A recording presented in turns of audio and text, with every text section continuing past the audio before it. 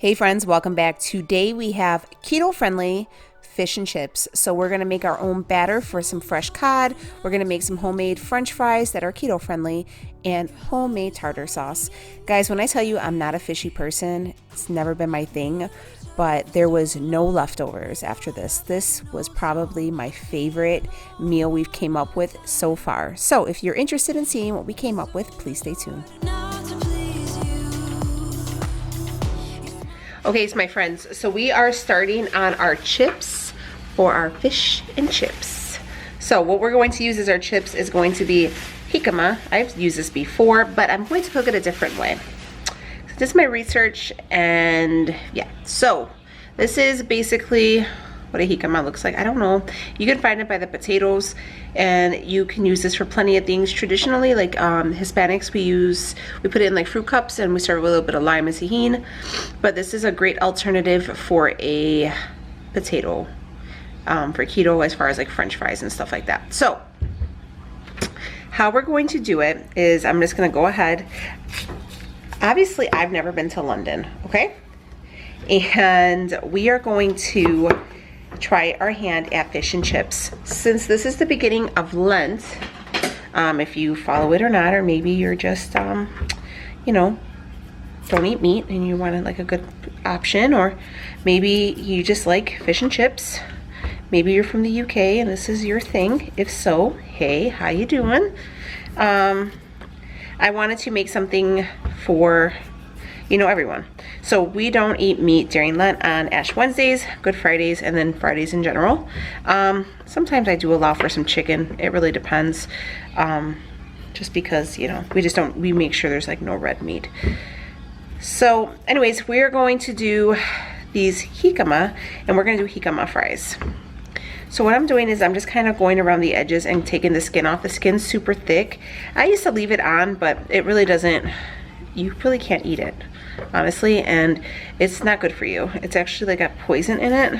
Somebody said like an excessive amount, it's like poisonous. So we're gonna get rid of it. So we got it all off.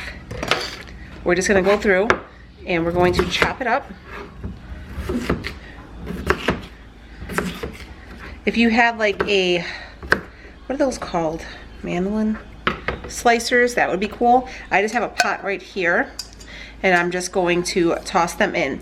So how we're going to make them this time is first we're going to boil them so we get them nice and soft, and then we're going to bake them so we get them crispy. I'm trying to do them in like, you know, like French fry bites. Be pretty good. So this is how this is gonna go. So first you will start on, because this is gonna take longer than the actual fish, so you're gonna wanna start this first. We're also gonna make a homemade tartar sauce that's going to be for my keto folks. All right, so we have our pot filled with water on the stove here. We're gonna set it on medium. We're gonna want this to come to a like low boil for about 10 minutes. I am going to add a pinch of just some sea salt in here. We're gonna let it cook covered for about 10-15 minutes until they get tender. And yeah, and then we're gonna start on our tartar sauce. Okay, so we're gonna make a homemade tartar sauce.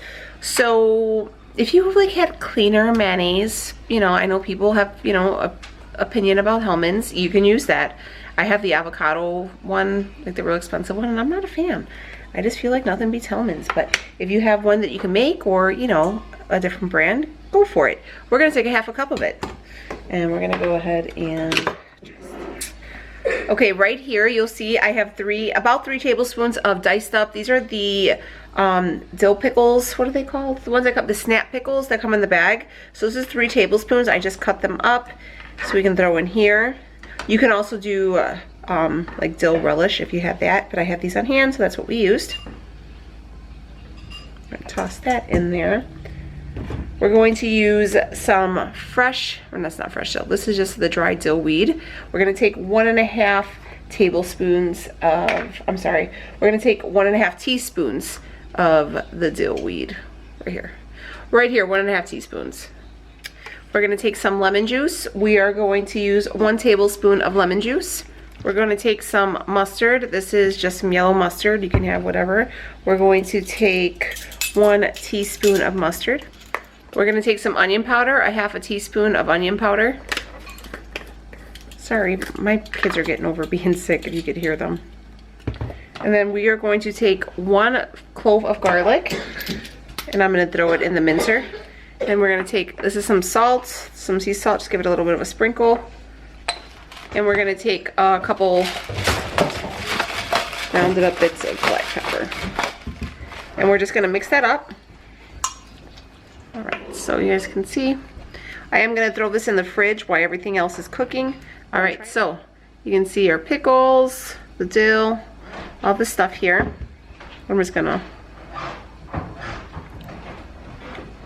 oh, that's actually really good. Tastes almost like a tzatziki sauce. This is really good. All right, so we're gonna let this sit in the fridge while we're working on everything else, but there you go, homemade keto tartar sauce for your fish and chips. Okay, so I just took our jicama off the, out of the boiling water. I just went ahead and strained it into the sink and then just threw it in this pan. So you can still see they're pretty hot, but they are, I'm gonna kind of cut into one so you guys can see.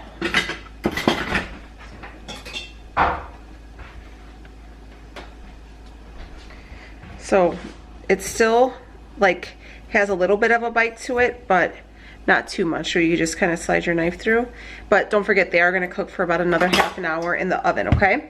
So I have my oven preheating to 400 degrees, and I'm going to take a little bit of extra virgin olive oil, and we're going to drizzle it over our jicama fries. I will leave a recipe down below, so if you guys wanted to check it out, just give them a nice coating.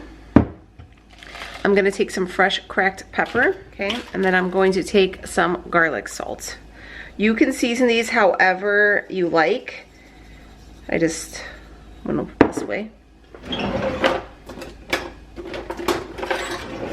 Then I'm gonna toss them around in here so they can get coated. Make sure everything gets some oil because we want them to get real crispy and roasted. They smell really good. So yeah, you know what guys, it smells really, really good. Oh. So I have a baking dish right here lined with, going to just dump these out here.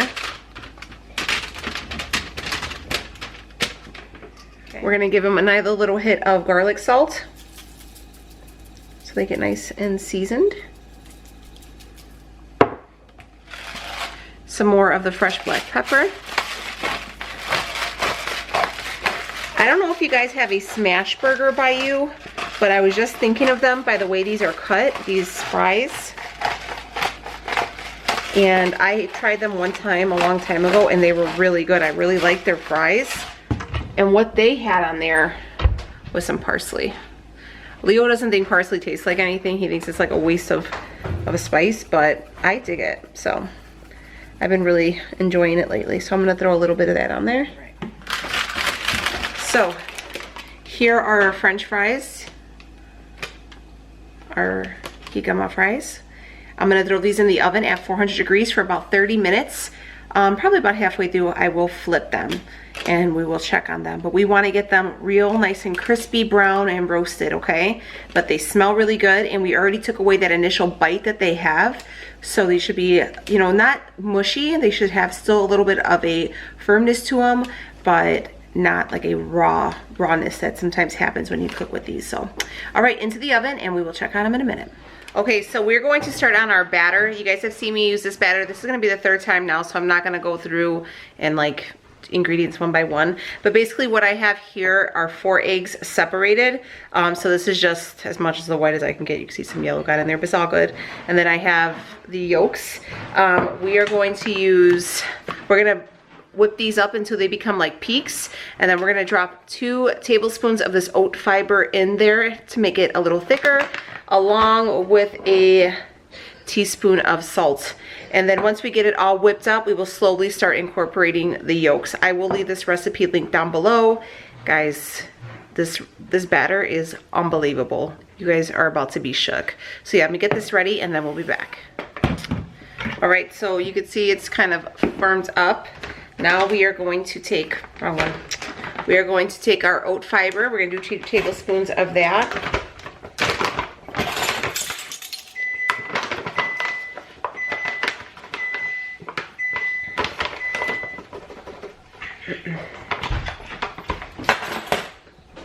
A couple dashes of salt. And we're gonna start adding our yolks in one by one. So here we go. All right, so the fish we're using today is some cod. We went ahead and picked this up today from our local market. So we're going to use that. You can use whatever fish you like, whatever you like, I don't know, whatever. Yeah, so we're gonna use that. So that's gonna go into our batter. And then inside our cast iron, which you guys have seen, we have some extra virgin olive oil. We were using avocado oil for a while, guys, but it just gives off this smell after it's cooked, like once it settles, and it just doesn't smell good. So we decided that we don't want to use that. So yeah, here's the batter, fish, batter, oil, and then we have our plate. So the plate will, the fish will go right here. All right, so here goes the cod into the batter.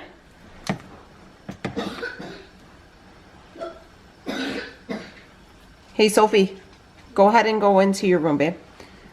And then into the heated oil, just covering up the little dots from the, ooh, that looks so good, huh? So again, guys, feel free to use whatever fish you like, but this is just the one we are using, so whatever's to your liking, my friends. But we're going to cook up our fish, and then we do lay it on this paper towel just to catch any of the grease, because you don't want it to be soggy. Oh, well, y'all know we love Leo in the kitchen, and he remembered we had one of these, so that's what we're actually going to lay it on.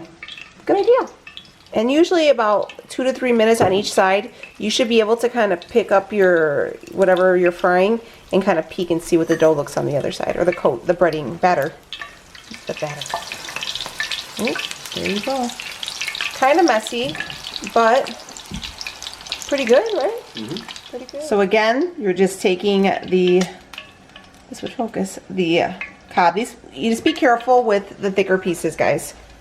And then you're just dropping it. We're doing it one by one just because you don't want to lose, you don't want to cool down the oil either. Yeah, they're pretty big pieces. Yeah, and they're pretty big too, so.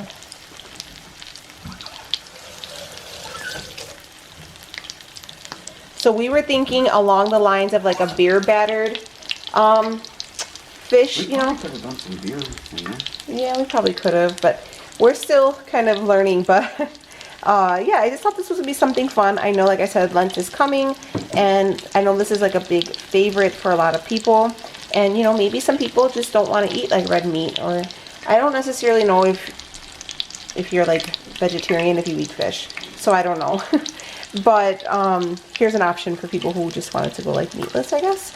But very, very good, and you can use this batter for so many things. You guys have seen us already do, what have we done with this batter? Oh, eggplant. We fried eggplant with that. And that came out really good too. So there's options. We've used this, I mean, we love this batter so much, we're literally figuring out ways to use it. So believe it or not, guys, this was Leo's idea. So if you guys are excited for it, thank Leo. So just be careful, and with fish, guys, it does fall apart once it starts to cook. So just turn slowly and just be mindful, okay?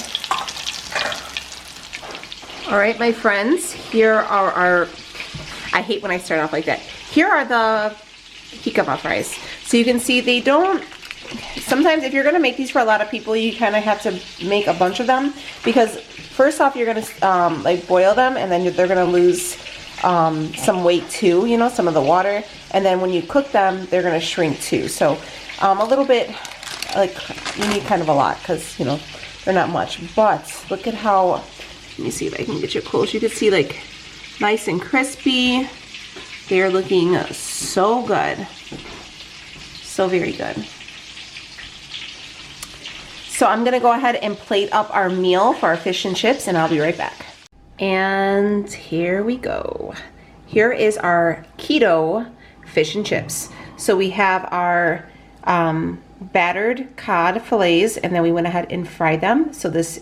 very keto friendly. It is basically just whipped up egg whites, then we slowly add in some egg yolks, and we add in that oat fiber to go ahead and make it a thicker, creamier consistency. You can use this for so many things, guys. This batter will be a staple in your cooking for you and your family. And then right here in our little container, we have our homemade tartar sauce. Again, I use the Hellmann's mayo. You can totally use whatever mayo that you prefer to use, but I used what I had.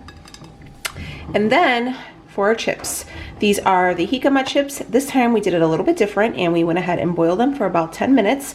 I probably would boil them for closer to 20, to be honest, because they still have a little bit of a bite to them, but this flavoring is so good. It's almost got a little bit of a kick, and the parsley adds a little something extra with the pop of green. You can totally use your sugar-free ketchup if you, whatever one you use. Leo likes a G. Hughes one. You can do the Primal Kitchen, whatever one you have on hand, and that would be awesome. But this is it. I hope you guys like this and this gives you some kind of idea, maybe some dinner inspiration for you and your family. And if you guys do like it and plan on recreating it, please let me know if you guys try it, if you like it, what do you think? I will link all the recipes down below. And yeah, so I'm gonna go ahead and I'm gonna eat my dinner. But thank you guys so much for being here, and I will see y'all on the next one. Take it easy, friends.